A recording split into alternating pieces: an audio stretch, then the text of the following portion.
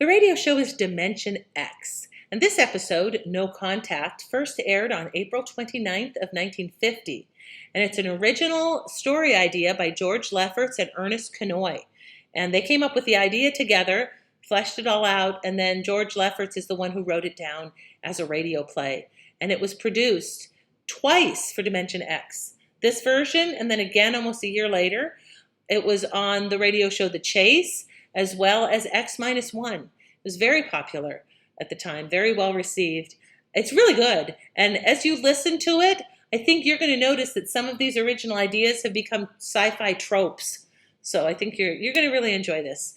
And also, just kind of if you're into historical stuff, take a listen with the context of what was going on in the early 50s with the Cold War, with the McCarthyism, that sort of thing. I don't really want to give anything away, but if you kind of have that in mind, you really get like the texture of the zeitgeist of the times through these radio plays.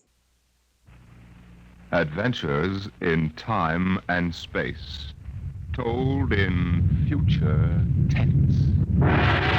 Dimension X.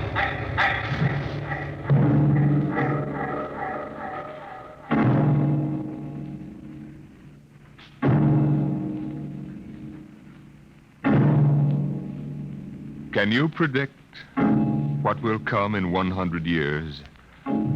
Or in 10? Or in the next minute? Can you see beyond the known dimensions of time and space into the unknown Dimension X?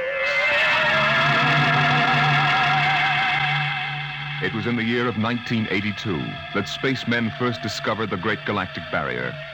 In the past 10 years, rocket travel to the moon and the nearer planets had become commonplace. And then men fixed their sights on a more distant star, the remote planet known as Volta. 5 exploratory ships went out, and none came back, each in turn disappearing mysteriously at the same vanishing point, an invisible wall somewhere in the vast outer reaches that became known as the wrecker of spaceships, the Galactic Reef. And yet, the explorers refused to admit defeat. It was on June the 2nd, 1987, that the rocket Star Cloud made ready for takeoff, the 6th to attempt to crack the barrier and win through to Volta. Now hear this. Condition blue. 1 minute till blast off. Now hear this. Condition blue. 1 minute till blast off. Bridge to nav control. Navigation, Collier. This is Captain Thorson. Ready, Lieutenant? We're ready, Captain. The course is in the integrator for takeoff at 1200 hours. All right, stand by for acceleration. Bridge to engine room. Fire up your rocket chambers. Take off at exactly 1200 hours. I'll read you off. 30 seconds. 29. 28. 27. 26. Condition red. Hold it. Revoke all orders. Who turned in that alarm? We've uncovered a stowaway, sir. Stowaway where? Hiding at sick bay. Dr. Spitzlin found him. Have him brought up to the bridge. Engine room. Kill your rocket. Stand by. Thorson, this is Colonel Harrison at ground control. What's holding you up? Trouble. What's the matter with you? What's the matter with you? There's stowaway aboard. Stowaway? Yes, I thought your men were supposed to police this base. What's the All matter with right, Captain, take it easy. you? You know what this delay can do to us, don't you? 1 minute late at takeoff can throw us 1,000,000 miles off course. We'll have to reintegrate the whole works. Well, look, how long do you think it'll take? Don't bother me for a while. I'm busy here. Stupid idiot. Come in. Here's your stowaway, sir. Now, court martial. Charlie. Can you use a good radio man, Skipper? Oh, I see you two have met. Matt, the Skipper and me made 50 trips to the moon together. Didn't we, Captain? Charlie, if you wanted to come along, why didn't you volunteer? I did, Skipper. They turned me down. What's wrong with you? Oh, acceleration bends. They said my arteries wouldn't stand another trip. Oh, I'm sorry to hear that. But they're wrong, sir. I got one more good trip in me. Now, listen, Captain. You know these green kids don't know the first thing about space radio operation. You put a man like me on, and I'll be getting you bedtime stories from Mars. Now, you know the regulations as well as I do, Charlie. I can't take you much as I'd like to. Colonel Harrison will murder me for this. I'm sorry, Charlie. I have to put you aground. Tell you what, Charlie.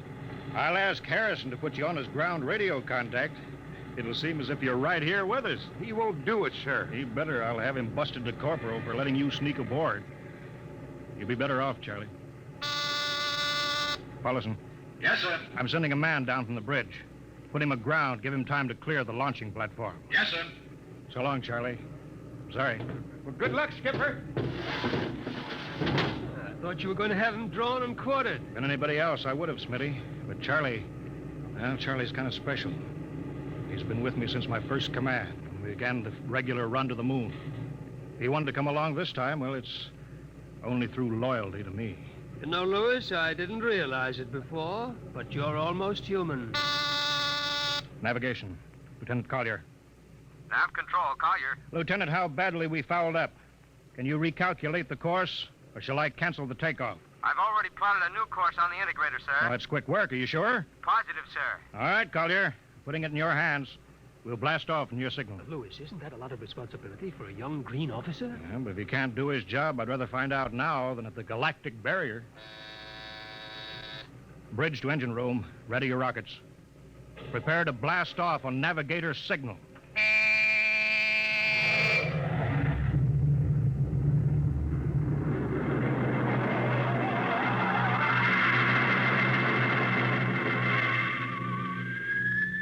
How are we doing, Collier? Coming on the bearing, sir. 4, 3, 2, 0. We've intersected the course vector. That's good work, Collier. Course corrected, sir. Ready to go into atomic overdrive anytime you say. All right, stand by. Now hear this. Prepare for maximum acceleration. Bridge to engine room. Kill your rockets. Rockets out. Fire up number 1 cyclotron. Number 1 ready. Fire up number 2. Number 2 ready. Engineering, withdraw your dampening rods. Fission chamber ready. Blast tubes are clear. Ready. Take it on overdrive. How are we doing, Collier? On course, sir. She's running hot and true. Well, my compliments, Lieutenant. This job would have done your father credit. He was the best navigation officer I ever saw. Thank you, sir. Start your gyros, put her on robot control. All right, ship is yours, Mr. Collier. If you need me, I'll be in Dr. Smithson's office. Yes, sir.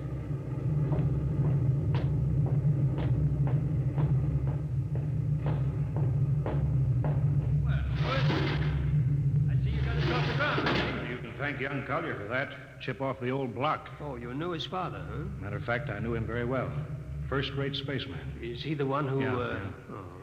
Yeah, he was lost in the Galactic Barrier on the second ship we sent out to Volta. Lewis, just what do you think this Galactic Barrier is? Your guess is as good as mine, Doc. All I know is that 5 ships have gone into it, and none of them have come back out. You think it's an it. How about Mestrovic's theory that it's a time warp in space, but that the ships reach it and slip into another dimension? I think that's rubbish.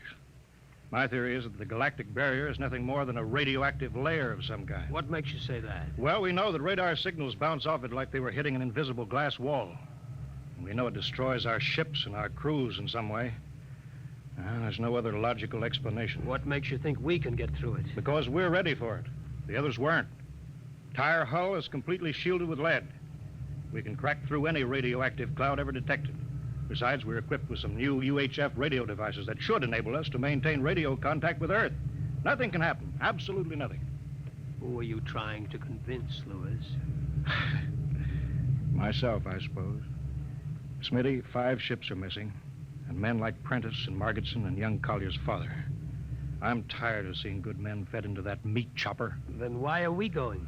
We haven't any choice, Smitty. We're in a race. Kind of race where men and ships are expendable. Well, at least it won't be boring. I'll have to play physician morale builder and mother substitute for 112 slightly nervous men. Your morale doesn't sound too good, Doctor. As morale officer, I can state without fear of contradiction. It's terrible. And something tells me that as we approach that galactic barrier, I'm not going to be alone.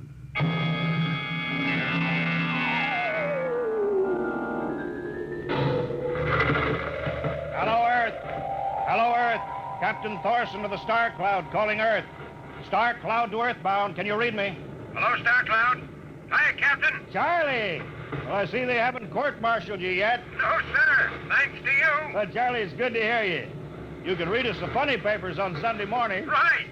How's the signal? Strong. Clears the bell. All right, here's our log report for Colonel Harrison. Ready? Shoot. June 2nd, 1987. 4 weeks out from Earth, running true, no radiation, operation normal, still making our approach to the Galactic Barrier. That's all, Charlie. See you later. Good luck, Captain.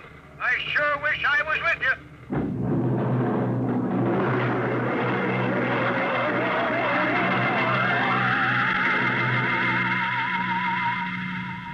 How's the morale, Smitty? Well, the men know we're getting closer to the barrier.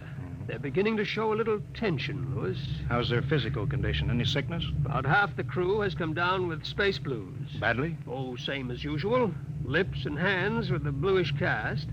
Eyes sensitive to infrared. I don't know. When I first started flying these tin cans, nobody ever heard of space blue. Well, there's a new theory that is caused by the terrific acceleration of these atomic overdrive ships. The change in gravity affects the circulation. What do you think? Oh, I think it's psychosomatic. I've noticed that the same men who get space blues under tension on a ship tend to get blue coloration back on Earth when they're upset. I guess it's an occupational disease of space navigators. You think it's just nerves, then? I don't know. But young Collier has a bad case. I think it's tension from overwork. Maybe he needs some vitamins. Lewis, when will you realize that vitamins are not the panacea for all the troubles of mankind?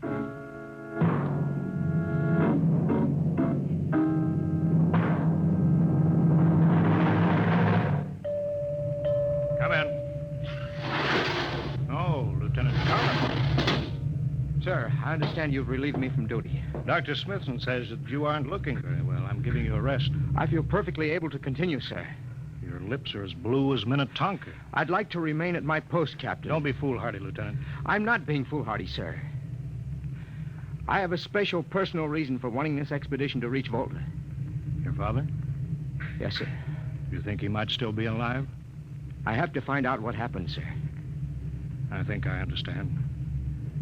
Very well, Collier. Report back to duty.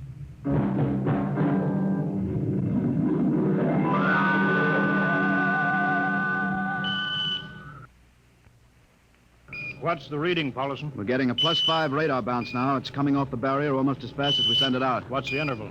0.3 of a second. Shortening steadily. At this rate, we'll hit the wall in the next few minutes. All right, alert the crew. Sound general quarters. Now hear this. Condition red. We are now approaching the Galactic Barrier. All hands to stations. All radiation detectors to be fully manned. Full security will prevail until further notice. That is all. Paulison. Aye, sir. Radar bounces up to +6. We better try to make final contact with Earth. Spark still trying to raise the base? Yes, sir, but he's not having much luck. There seems to be some interference. That's the radio room now. Yes? You've got him? Cut in the bridge speaker. The captain will take it from here. Hello. Star Cloud to Earthbound. Can you hear me, Earth? Hello, Skipper. I can barely read you. We're getting heavy static from sunspots. That's not sunspots. We're right on top of the Galactic Barrier. Stick with us, Charlie. We're switching to the automatic sender now so you can track us in. Okay. If we crack the barrier and come through still in one piece, I'll try to get back to you on the high-frequency band. Gotcha, Skipper. Don't worry. I'll be waiting. So long, Charlie. So long, Star Cloud. We must be getting awfully close now, Captain. The echo's bouncing back so fast it's almost beating the signal. When they coincide, hold onto your hat. That's when we run into the wall. Any second. Hold on. Well, here goes nothing. Here it comes.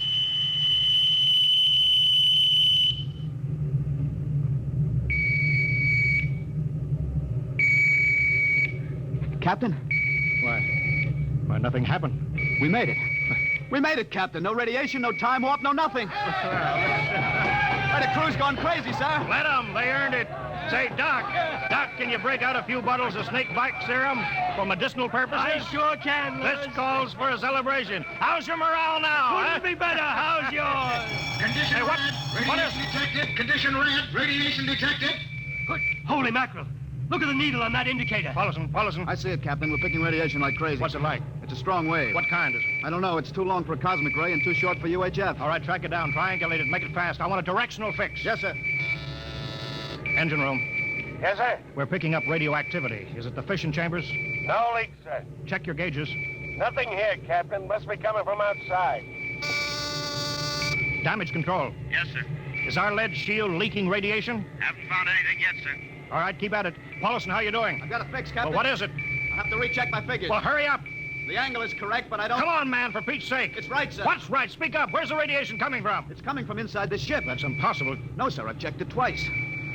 Well, then, there's only one thing left to do. Paulson, get a Geiger counter. We're going to start combing the ship inch by inch. Ready, sir. All right, turn it on now. Yes, sir. We'll check the atomic guns first. Cut through the officers' quarters to ordnance. Come on. Wait a minute, sir. What is it? Signal's weaker now. Let's go back.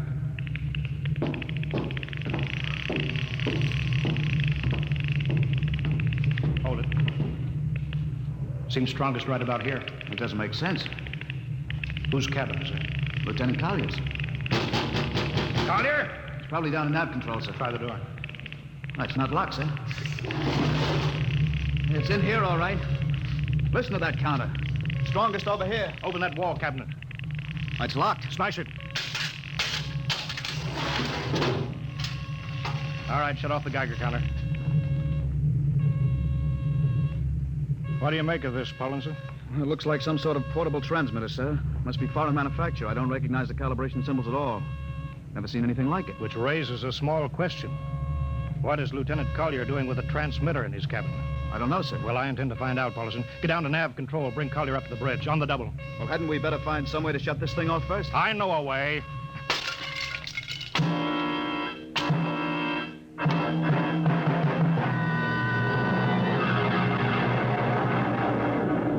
Lieutenant Collier, I'm going to ask a few simple questions, and I want a few simple answers. Yes, sir.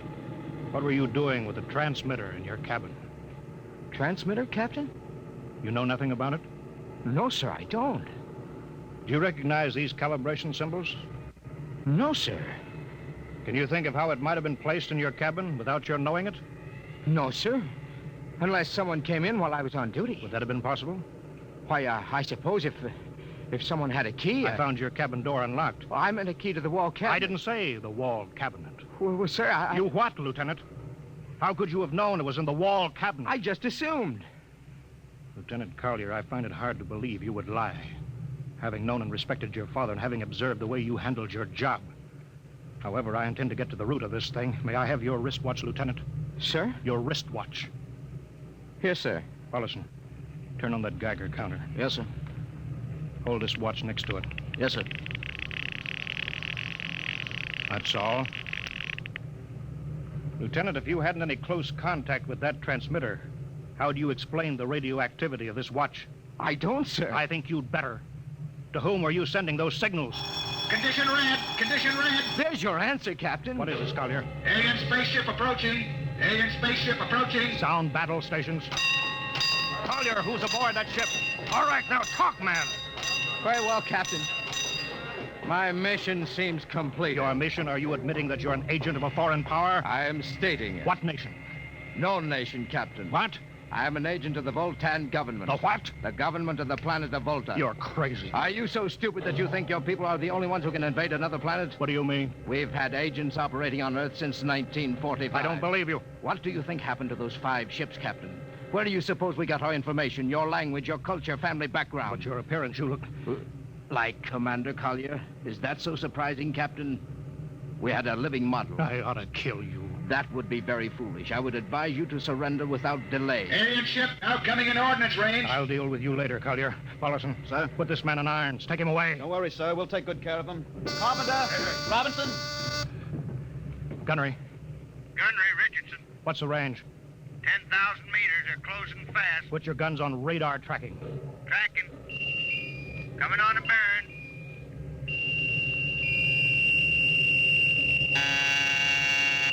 Fire. Fire. Richardson, you hear me? Fire. What's the matter down there? Did you hear me? Richardson, answer me. It's no use to shout, Captain. Collier. Yes, Captain. How'd you get loose? Where's Paulison? Lieutenant Paulison is dead. All stations. Lieutenant Collier has escaped. Seize him, man. Don't waste your breath. Your men can't hear you, Captain. What? Those still alive are my men. You're lying. No, Captain. Every ship that has ever left Earth was controlled by a Voltan crew. That's impossible. Those were hand-picked men. Handpicked by us. I don't believe you. Then why not call for help? Carpenter, Robinson, Haley, report. Carpenter, Robinson. You see, Captain, it is quite useless. I would advise you to sit very quietly and do nothing. It isn't possible. They can't all be dead.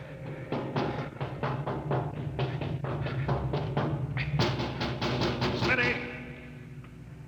Dr. Smithson! Smitty, what have they done to you? Lewis, Oh, those dirty... Don't talk, Smitty. closer. Not much time. Lewis, space blues. Space blues, what is it, Smitty? What are you trying to tell me? All men with space blues. Voltans. Here, let me help you, Smitty. No, Lewis. Get message back to Earth. Voltan. 5th column. Watch out for space blues. Smitty.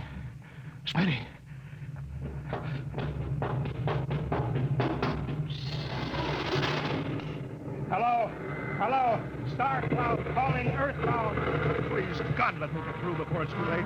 Hello, Star Cloud to Earthbound. Come in, please.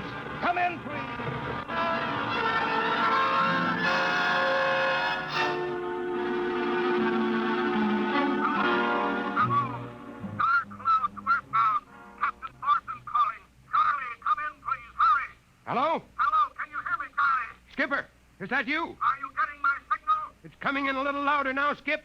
Keep sending. Thank God, Charlie. Now listen to me. Not much time. Get word to Colonel Harrison. Crew mutinied. Most of crew members, Voltan. What? Voltan. Spell that. V-O-L. Voltans? That's right. They're from the planet Volta. Skipper, are you all right? Charlie, this is serious. They'll be here any second now. Listen. They have a 5th column on Earth. They're planning to invade you. You don't mean it. Of course I mean it. Tell Harrison that they're posing as humans. You can detect them by space blues. You got that? Only Voltans get space blues. Charlie, do you hear me? Space Blue.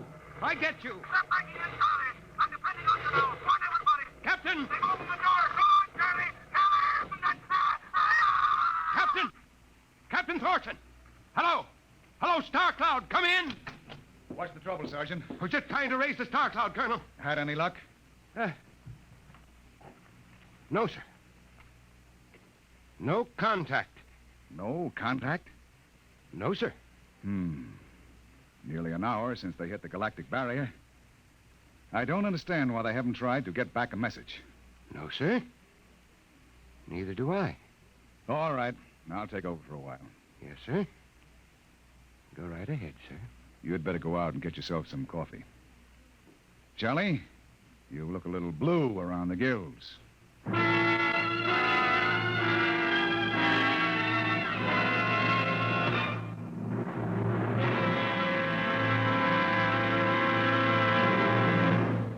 You have just heard No Contact, an adventure in time, space, and the unknown. Dimension X.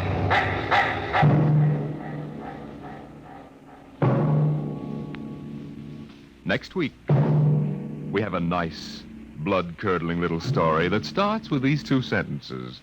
The last man alive on Earth sat alone in a room. And then there was a knock on the door, which raises the question, what knocked on the door?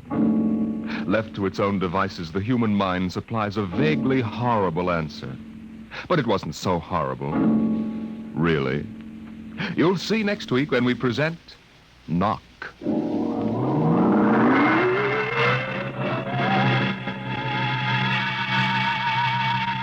Tonight, Dimension X has presented No Contact, an original story written by George Lefferts, from the storyline by Lefferts and Ernest Kinoy. Featured in the cast were Wendell Holmes as Captain Thorson, Lawson Zerby as Lieutenant Collier, and John McGovern as Dr. Smithson.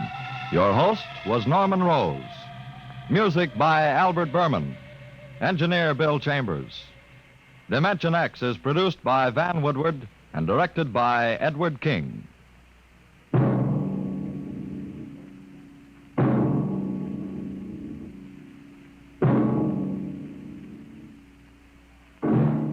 Tomorrow, hear Sam Spade. Now it's Truth or Consequences on NBC.